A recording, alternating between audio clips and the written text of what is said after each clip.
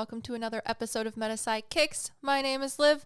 Who's usually here with me, is still taking a break from recording videos and podcasts, but today we are going to be talking about listener stories. If you guys are new to the podcast, welcome. I'm very excited to have you here. I am a psychic medium, and as a psychic medium, when we tell you listener stories, you all, the lovely listeners, send in stories to us. And I read them, which is literally one of my most favorite things to do. I love reading your listener stories and then give you psychic insight as mediums to what is actually happening or not in your story. Are you guys ready? Cool. Let's get into it. Our first story is sent in by Anna B. Thank you, Anna, for sending in your story. And it is titled, The First Spirit Guide Encounter and Trickster Spirits. Interesting. All right. Anna says, hello, I've been a listener for a bit more than a year, find your work to be very interesting in many ways, and I would like to share a story about my spirit guides and maybe see if you guys can tell me something about it. It's a bit long, but I hope it can be fun to read. Sorry if I write something wrong. English isn't my first language, but I'm trying my best. Oh, Anna, I'm sure it's going to be perfectly fine. And thank you for listening for more than a year. That's awesome. So Anna says, about 3 to 4 years ago, I decided I wanted to start connecting with my spirit guides. I started journals, would talk to them in my head, and things seemed to be going well. So I decided to try a guided meditation to try to meet them, since I'm very curious about who they were. First, I only saw a small cat standing on its 2 hind legs with big eyes looking directly at me and trying to hide behind some sheets. That makes me think of Chopper, the character Chopper from One Piece. Like how he just stands up and then when he's trying to hide, he actually doesn't hide behind things. Anyways. Anna continues, it was a very vivid image and it didn't make me feel bad in any way, but that was about it. So I decided to try it again the next day. This next try during my meditation was very different. At first, I didn't see anything, but was sent into a very deep state of meditation that felt good. So when the guided meditation ended, I decided to keep going. However, I chose to put on an album of instrumental rock music to play, and maybe that was my mistake, because it felt very somber. Little by little, I started losing control of my meditative state. I started drifting to a dark and lonely place and was very aware of what I was doing before and what had led me to this point, but I couldn't leave or control anything. It was a completely dark place that felt very big and lonely, but since I remembered why I was there in the first place, I was able to remain calm and ask my guides for help. In that moment, I was very sure that they'd hear me and help me out, so it was only a matter of time until they showed up. A sort of light hole appeared above me and a hand popped up, and somehow I knew I had to grab it, so I did. That led me to a completely different space. It was all light and I didn't feel lost or alone anymore. In front of me, I could feel and slightly see 3 presences. Maybe there was more, but these 3 were the ones that showed up. Being in their presence made me feel very loved and safe. I could feel the first was a woman, and she had a very warm and light feeling. She seemed to be smiling and dressed in white, even though I couldn't exactly see her. And she was the one who lifted me. Behind her was a man who felt a lot more serious with a firm energy, not as warm as hers, but just as loving. And the third one, I didn't feel as if they were a person. I couldn't make out much of them. Later, I had other experiences and received a confirmation that the reason why I couldn't tell if they were a man or a woman was because this third spirit was that of an animal spirit. This all happened very quickly, and I felt so tired and drained that I couldn't even talk to them, but I was more in control of the situation now, so I decided to end the meditation because of how exhausted I was. However, I was so excited, and being in the presence of them made me feel so good that I decided to set an intention to open my dreams for them to leave a message since I wasn't able to communicate. Long story short, I did have a very memorable dream that night, but it was nothing like I expected. It was a nightmare in which myself and some of my family members were kidnapped by an evil perpetrator. When I attempted to free myself from our kidnapper, the situation went terribly wrong. The dream ended up with the loss of my family members in front of me and myself being chased by the kidnapper who I'd thought I was able to kill, coming back after me and locking myself in my room of my childhood home while the perpetrator banged on the door outside. I woke up at like 3 a.m. and couldn't sleep anymore. Later that day, I found out everyone in my house had had nightmares and couldn't sleep well either, which made me even more scared to try and keep communicating with what I thought were my guides. That happened years ago, but it was still the most intense experience I had with guides and whatever could have happened in that dream. I was unprepared and learned a lot from this experience, and it didn't keep me from trying to contact my guides, but it made me more careful of how I was doing it. Last year, I did have another dream and other experiences that made me question whether or not I am in contact with my guides or trickster spirit, or both. Sometimes I feel like they're trying to warn me of other spirits that talk to me as if they were guides. I'd be interested to know if you guys would have anything to share about this or even an advice. I don't want to stop trying to work with them as I've had positive encounters and experiences, but because of the negative experiences and things that felt like warnings from them, I'm constantly in doubt at this point. Thank you for reading, if you did, regardless of responding or not, and I hope it wasn't too boring or long. Anna B. And it wasn't too long or boring at all. It was not either of those things, in fact, and thank you so much for sending in your story. All right, let's break it down. First of all, I don't know how well I can speak on this, honestly, because, I mean, I'm a psychic medium. I talk to dead people. I talk to spirit guides. It really just, I don't know. There's so many things out there that I don't understand when it comes to like meditation and extra things that people do in order to communicate or try to channel souls and spirits, whether they be of living or non-living things or just spiritual beings. So I've never done a guided meditation, let alone like a spirit guided meditation.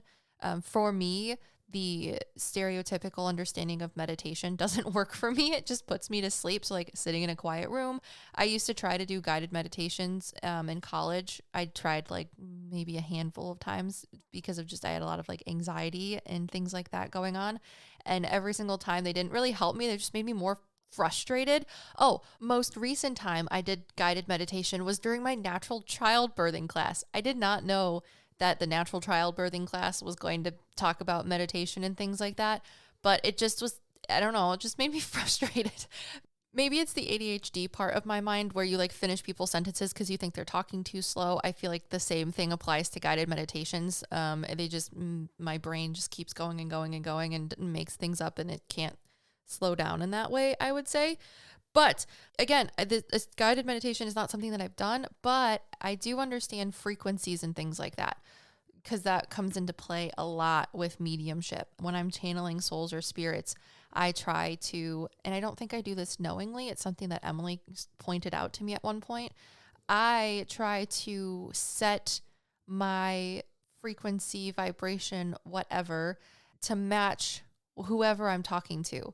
So when people say, oh, you're raising your vibration in the metaphysical community, that's because when you raise your vibration, the energy that you're trying to connect with is that of something that's a little bit higher. So, for example, the way I can understand how mediumship works is that I, as a medium, am just channeling energy that exists at a certain frequency. So energy in our universe, matter, I should say, is atoms that exist at a certain frequency. So you have like solid, liquid, gas, plasma. So the frequency at which those particles vibrate dictates their state of matter. So for higher vibrational things or just like souls, spirit guides, etc., we can't see them just like you can't see gases, but that's because gases, when you're talking about matter, exist at a super high frequency. Those particles are bouncing around like crazy cattywampus. So when it comes to talking to human souls or spirit guides, they're at a higher frequency. So when people are like, oh, I'm raising my vibration, you're trying to get higher to where those souls or spirits or energy exists naturally. So what seems to have happened in your meditation, Anna, is that you somehow set your vibration a little too low. And that might be because of the music you were listening to. I don't know if frequency hurts the things like the music implications of it is what helped your energy to sort of tone down, I guess, for lack of a better word. And that's how you got stuck in that lower vibrational state where you were feeling like lost and confused and lonely. And that's why, hence, your spirit guides pulled you up from a lighter space above you because their frequency exists higher. So when you're meditating or asking for that information to come through, you need to not set your energy or your vibration lower, but instead higher. Otherwise, you're going to get stuck on the wrong channel. A really cool way that I like to explain this is like an old radio where you had the dial and then the little tiny pointer that would move in between the radio stations. Think of that when you're trying to channel souls or spirits, whether it be your spirit guides or anything else. So if you need to set a certain frequency or reach a certain channel, you need to move that dial over left or right, however that speaks to you, of raising or lowering your frequency in order to match whoever it is that you're talking to. I hope that helps, but I think that's why you got stuck. Now, when it comes to the dream that you were having, it's interesting. I feel like you, again, were stuck on that lower vibrational frequency. And when you asked your spirit guides to communicate through you to dreams, I think that just opened yourself up a little too much. Now, it is also my opinion, though, that your spirit guides aren't supposed to communicate with you in a certain way.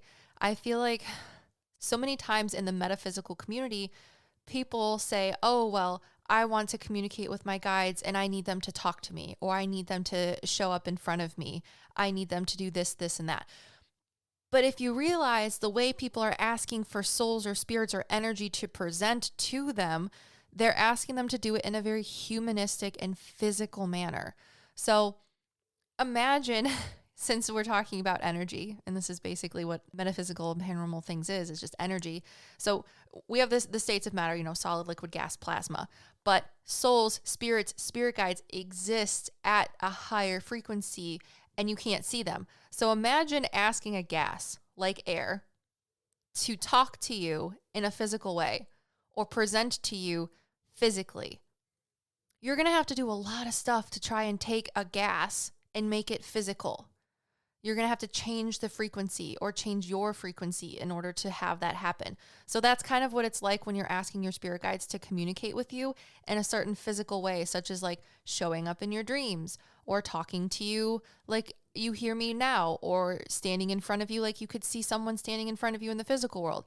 It's a little, I don't want to say, it's a little preposterous. You're asking a non-physical thing to communicate with you in physical ways. So the way that they're going to have to do that is through a really jerry-rigged system. But I don't know. I think it's really hard for spirit guides to communicate with someone in that way, so physically. And if it's not how your clairs work, for example, if you're not super clairvoyant, so you don't see things in your mind's eye, or you're not very good at seeing things in front of you, or you don't have a very high attention to detail, that might not be the clair that your spirit guides, or the psychic ability that your spirit guides are going to be able to talk to you with. Because again, it's figuring out how your psychic abilities work is going to be the way that you're going to be able to best communicate with your guides. And sometimes that isn't through dream communication. And maybe that's just not how your brain works. So instead of saying, oh, hey, can you communicate with me in this sort of romanticized way, you have to learn how that actually would work. So if you want to understand how to compress a gas into a solid, you're going to have to work by its standards, not the other way around. So I feel like opening yourself up for that dream sort of way to communicate with your guides was opening yourself up to other things too, just because you didn't have as much control over it as you thought you could. Just like if you were trying to compress a gas, you might have that compressed gas blow up in your face a little bit because you didn't know the speculations or how to go about it in the right way. Now, when it comes to the wide-eyed cat that you saw at the beginning of your story when you had your first meditation, I don't know if that was one of your spirit guides. Egotistically thinking, I would hypothesize that it would be the third spirit guide that was an animal spirit or had animal energy, not human or other type of entity energy. But when I asked, the first thing that I heard was, that's not me. So I don't know. I don't think that the cat that you saw during your meditation was a spirit guide, even though I want to egotistically say that it was, because when I put on my mediumship hat, the answers clairsentiently, clairaudiently, and claircognizantly that I receive is that they're not related. So I don't know if you were doing any deity work at that time. Sometimes I've learned through readings with people that animals will show up as like an extension, if not, for lack of a better word, a familiar for different gods and deities. Sometimes they present as animals, like for example, Freya. If you work with Freya a lot of the times will send cats to do deity work on her behalf. So it's kind of like an extension of her that is interacting with you. So it isn't, I mean, you're working with her directly, but also in an indirect way. So I'm not saying that you were working with Freya, but I'm just asking Anna if you were working with spirits or deities or had altars or anything like that at that time, because that might explain why you were seeing the cat around you with the wide eyes, because I don't feel like it was one of your spirit guides as much as I want to say that it was. So I hope I was able to give you some sort of insight, or at least like explanation as to why things happened the way that they happened. And I wish you the best of luck, Anna, with your spirit guide communication. If anyone is interested, before we move on to the next story, of sending in a listener story of your own, there'll be a link in the show notes below, and it says like, submit your spooky paranormal story here. That's where you can do it. If you're interested in having me read your spooky paranormal story on a next future podcast or YouTube video. All right, moving on. The next story is by Hottie Saussy. And I'm not going to read your entire Gmail, but your Gmail that you sent this in on was jalapeno sauce. And it makes me happy. So anyways, Hottie Saussy's title of their story is My Dad and His Entities. Saucy says, my dad is a huge skeptic, a low-key non-believer in the paranormal, so the things that happen to him are low-key kind of a joke, to be honest. This is hilarious because I've had a lot of readings with people that immediately get on our Zoom calls and they look at me and they go, listen, I don't want to be rude, but I don't believe in anything that you do. And my daughter, my wife, my sister, my cousin, whoever is making me have this reading. So, I don't want to be rude, but I think all of this is a load of malarkey. And I just look at them. I'm like, listen, look at me in my eyes. Sometimes I feel like it is too, but we're going to do this together and it's going to be fine. If you have questions, please feel free to let me know. And then I give them a spiel about like how I can conceptualize and hypothesize the ability for mediumship to occur. And then we, like, the first thing that spits out of my mouth, they're like, how do you know this? And I'm like, listen, I don't know how it happens either, but it does.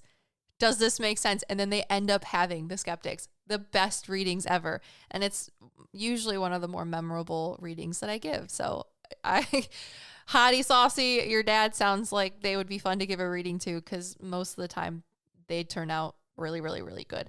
But anyways, Saucy says, first, I don't know what is happening. I don't know whether it's a spirit, alien, or goblin. All I know is that it's downright bizarre. The most heightened activity started when my dad stayed in the U.S. while my siblings and I went to Korea. It all began with weird noises in the night, such as things falling, clicking, and just generally odd sounds. My dad got freaked out, but since he's a nonchalant dude, he didn't mind. Until the weirdest stuff happened while he was on a phone call with my mom. So basically, while my mom and dad were talking, they both heard loud hands messing with water bottles and crushing them, but no one was home since that was the day we arrived in Korea. Stuff similar to this would happen and happened until one day when I arrived in the US, completely forgetting about these events that my mother had told me. I was at the table when all of a sudden I saw a freaking elf, also known as a duodne, also known as the duodne since I'm Mexican. Dude, we had a story about the duodnes, I believe, in one of our past listener stories. I'm not sure which one it was, but it was a really interesting story. Something about coconuts, I think, and sacrificing a chicken to break the spell that this person had for disrespecting the duodnes beaches. But anyways, at first, Hot Saucy says, I thought my crazy butt went insane until I told my parents, and my dad said that he saw the same freaking thing. It was honestly very freaky, and a few months after that, we changed houses. But the thing followed us there. The new neighborhood I lived in is quiet, like never making a sound past 7 p.m. So the next thing I will say is extra freaky. My dad was sleeping in the living room in the middle of the night since the temperature was hot in there when, all of a sudden, he called out my name. I obviously got confused since I was watching anime alone, and my dad interrupted me in the middle of the night. So I walked into the hallway confused. When I got there, I saw my dad frozen as a ghost, and he explained that when he was sleeping, my dad heard noises inside the house, in the kitchen, 3 distinct voices, each a different gender, and heard a language he had never heard before. He called me to ensure it was me when I told him I was wearing earphones at a low volume, so it wasn't possible to hear that sound level. I was about to call him crazy until I realized that the same thing had happened to me a few days before, but instead, I heard someone saying, "Hi," without anything being open, no window, nothing. But that's not even the craziest part. On 2 separate occasions, my parents and I have been woken up because something heavy, like shaking my house, fell onto it. And when we looked outside, there was nothing there. So I say aliens. Lastly, sometimes certain things get lost and my dad looks everywhere. He could look at one specific place and it wouldn't be there just for him to check again, and it magically being there. I also want to mention that other unexplainable stuff has happened to my parents. My dad still denies it, and even though the majority of the things happen to him, my mom still believes. FYI, I'm going to be so upset if it's an ancestor or if it's one of those spirits that gets passed down the bloodline messing with us, because what the heck? And if it's a fae, cool but scary. And if it's aliens, then I'll faint because I can't deal with aliens. Same, Saucy. Can't deal with aliens. Do I believe that they exist? Yes. But do I want to talk about them? No. And will I talk to them? Not intentionally. But anyways, all right, Saucy, let's break it down. I don't think that it's ancestors, and I don't think it's aliens, Saucy, and everyone listening. So when it comes to your original house with like the things and the noises and the tappings and the stuff like that, I feel like that was poltergeisty activity. So Em and I did do a podcast and I think a YouTube video on poltergeist. So if you want that, there'll be a link in the description below to go check it out. But I feel like that was poltergeisty activity, just, attracted to the family for various reasons and the house. I don't think the poltergeist, though, followed you to the new house. I think you guys have a house elf. I don't know if it's a duende or if it's just what I would call as a house elf. I mean, I'm a white girl, so I don't know if it was a duende, but I do feel like it could be a house elf. The reason I say that is because house elves could be misconstrued with poltergeist activity. They are energetic beings, but they're more sentient. They're not fae and they're not poltergeist. They're just this weird little in between that I wouldn't even put in the same category as poltergeist. It's weird. I've only talked to a handful of people that have what I would call house elves. So, for example, if you put your keys down, and then all of a sudden they disappear and then a couple days later they reappear, same things that happen to other people that I've talked to as well. Like I have a family friend actually that they have a house elf in their house and the same things happen. Things will go missing and then all of the things that go missing reappear in the same place on the house every single time. Cause I was racking my brain for a while. I was like, no, you guys are just misplacing things, right? That's my egotistical brain. I was thinking, okay, they just misplace things and then someone finds them and then puts them back where they are. But it wasn't even that. They would go missing, these things like a necklace, a book, something that one of their kids made, and they would go missing from different places in the house. But when they would reappear, they would always reappear in the same place, which was this table when you first walked into their house, over into the corner. So if something went missing in the kitchen, it wouldn't be reappearing in the kitchen. It would reappear in this different spot. So it would always be lost in one room and then reappear in this new spot every single time. And I was like, oh no, it's a house elf. Gosh darn it. So poltergeist did not hang around. House elf did. Don't know how or why to explain it, but I think that's the explanation. Now, when it comes to the big boom that you guys heard on the top of your house, put on my mediumship hat.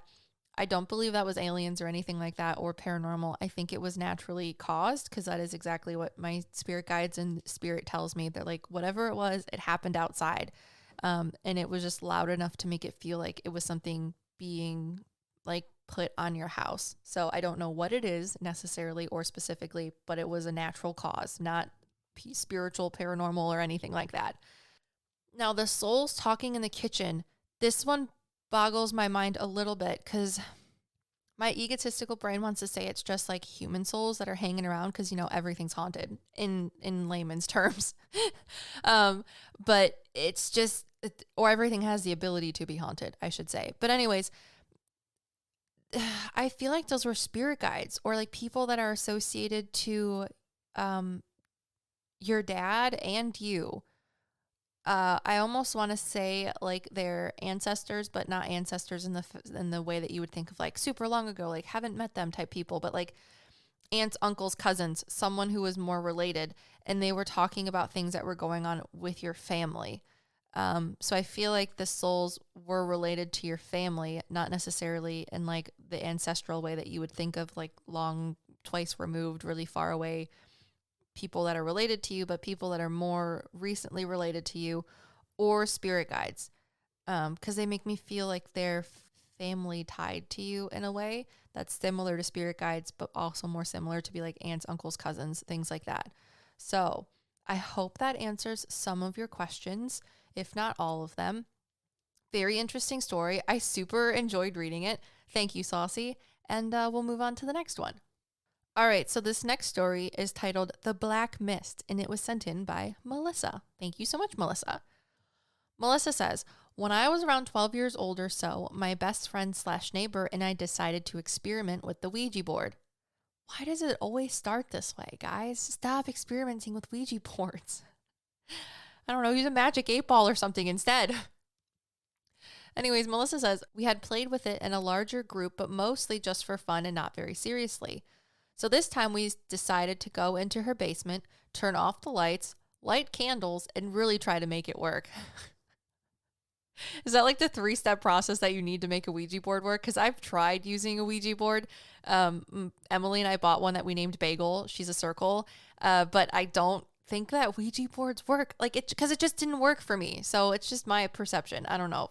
If you're going to use a divination tool, I feel like Ouija boards are just not the ones to use, and it just doesn't make sense. Just because Barnes & Noble sells them doesn't mean that you should always buy them. Anyways, Melissa says, so this time we decided to go into her basement, turn off the lights, light candles, and really try to make it work. I don't recall connecting with anything at the time, but I do remember that we started to get scared because it felt like it was working. So we hastily put it away. Oh, so you didn't close it either. Mistakes. While I was walking home later, I remember feeling as though I wasn't alone, as if something was watching me. And later that day, or the next day maybe, it's hard to recall because this was about 25 years ago, I felt as though my 2 dogs were both staring into a corner of the room as if something was there, but I couldn't see anything. I was definitely feeling spooked. Later, I was sitting on the edge of my bed alone in my room watching TV when out of the blue, I saw a black mist fly through the door right past me. It was around eye level, maybe 2 to 3 feet in width. I was shocked and told myself it had to be my imagination and not to worry. But to be honest, I was petrified. While sitting there frozen, the remote control that had been behind me on the bed flew past me and onto the floor. I don't believe I've ever been so scared in my life. I ran out of the room as fast as I could. The terror stayed with me for quite some time, though eventually a John Lennon poster I hung above my bed of my bedroom brought me some solace. And I had tried to read the Bible, but that didn't really work for me. I had trouble feeling comfortable. Hang on 1 second. John Lennon, our Lord and Savior, made you feel more comfortable than the Bible. I appreciate that in so many different ways. It's so great. Anyways, Melissa says, I had trouble feeling comfortable and sleeping in that bedroom, so I switched to a new room with said Lennon poster. All right, guys. I mean, just this in. John Lennon, if you have a poltergeist or some sort of weird thing in your house that you've summoned from a Ouija board thing, hang a poster of John Lennon in your house and that will repel any dark entities. Let's go for it. 5 years after that, Melissa says, I asked a psychic I met online and she told me that the Black Mist was a warlock from the 16th century or something like that. No idea if that is accurate, but I would love to know for sure because it's something I still wonder about. Thanks for listening. P.S. If you do happen to share my story, fingers crossed, feel free to shorten it as needed. Cheers, Melissa. I don't need to shorten your story, Melissa. This is fabulous. I appreciate you writing it in. All right, let's break it down. So when it comes to Ouija boards, divination, anything like that, your intentions are what set up for things to interact with you. So I feel like in this instance, you guys tried. You did the whole 3-step process, turned off the lights, lit candles, went into a basement. And I feel like that intention of wanting something to talk to you brought whatever that black mist was. I don't think that it was anything that was sentient or super dark or had more energy behind it. I feel like you guys just summoned or manifested this energy, if you will, that ended up trying to spook you a little bit more. Because, if you listen to a lot of our podcasts, dark entities, skittery things, whatever you want to call it, trickster stuff, just want your energy in order for them to exist. Because just like gases, you have to give something a certain amount of energy in order for it to continue to exist at the same state that it is. So darker things want to try and get more energy so that they can continue existing or manifesting and growing into something more. So I don't think that it was a 16th century warlock. I think what you manifested was just a little ball of energy. And I think the reason that the TV remote moved after you saw this black mist was because when I was reading your story, I felt like the black mist was this sort of like kinetic feeling energy. Kind of like when you walk outside when it's going to start thundering and lightning, that sort of like prickliness that you feel in the air. That is the clairsentient information I received when I was reading your story. So I feel like this low vibrational entity gave a really good shot at trying to scare you, which it did. But after that, you really just kind of ignored it. So it's not going to be able to manifest or present in any other ways. It's just going to sort of putter or peter out, whatever that word is that people say, which is exactly what it did. So do I think it was a 16th century warlock? No. I don't know. That seems a little far-fetched for me. Definitely seems very romantic and could be scary, but I don't think that's the case. I think whatever it was a energetic, sort of kinetic electricity feeling cloud of energy that you and your friend successfully summoned with your Ouija board and your 3-step process, and was able to, make go away with the help of our Lord and Savior John Lennon and you ignoring it. But I feel like that energy that moved the TV remote was just the sort of pow energy that entity tried to use in order to scare you, which basically used up all of its reserves and it kind of just went poof out of existence, or at least out of our existence. Because, we exist on a higher frequency than negative entities do. And then souls, spirits, spirit guides, things like that exist on an even higher frequency. So it's kind of like, bottom, medium, top. So when you ignored it, it just went straight back down to the bottom where it was before. Alrighty, moving on to the next story. This last story was sent in by Jessica V. Thank you so much, Jessica, for sending in your story. Jessica's story is titled, Peekaboo, a ghost sees you. Jessica says, a few years ago, we moved into a house that was a few streets away from a cemetery. The house was great, but deep down, I was a little worried whether it'd be haunted due to its close proximity to the cemetery. Dude, 1 second. My friend grew up in like a super, super, super old house that they literally rolled on giant logs from one place to another down a street, like a dirt street, and then just set it up, and it was right next to a cemetery. And it always freaked me out because when we would be hanging out in their barn, which was like the hangout spot for us, I would always see this little boy in the cemetery next to us. And the cemetery was so old. It was like an old like Civil War cemetery. And we ended up going over there one day, and there really was a grave of a little boy named like Timothy. And it absolutely freaked me out. That was before I really did anything with my mediumship and just knew that I could see dead people. But after that, we'd always like pour out a Coke for Timmy every so often. But anyways, moving on. Jessica says, the house was great, but deep down I was a little worried whether it'd be haunted due to its close proximity to the cemetery. Luckily for me, it was not, lol. That is until one strange experience. My sister and I had our rooms next to each other. My room had the computer and her room had the TV. I don't know why our parents made us choose between one or the other back then, but it was what it was. One day, my sister was sleeping over a friend's house, so I decided to sleep in her room that night so I could watch TV before going to bed.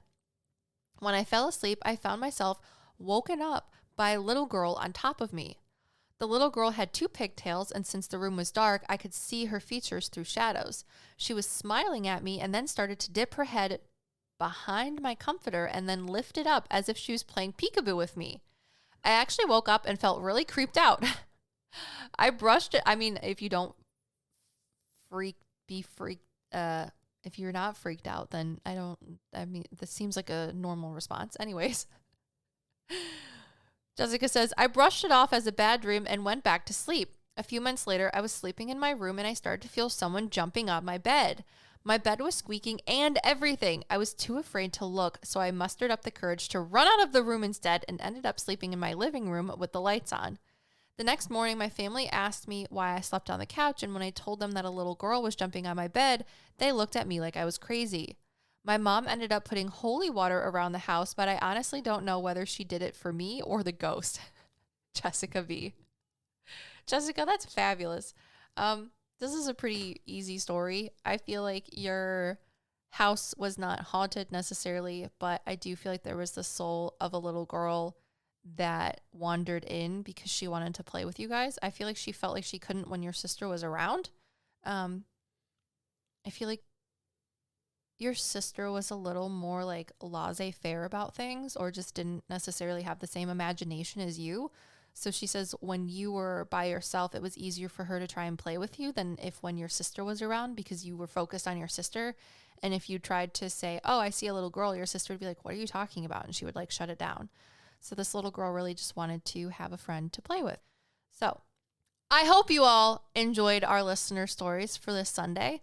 Let me know what you think in the comments below. If you're listening on the PsycKicks Extras YouTube channel, make sure to like, subscribe, hit that notification bell if you're on YouTube.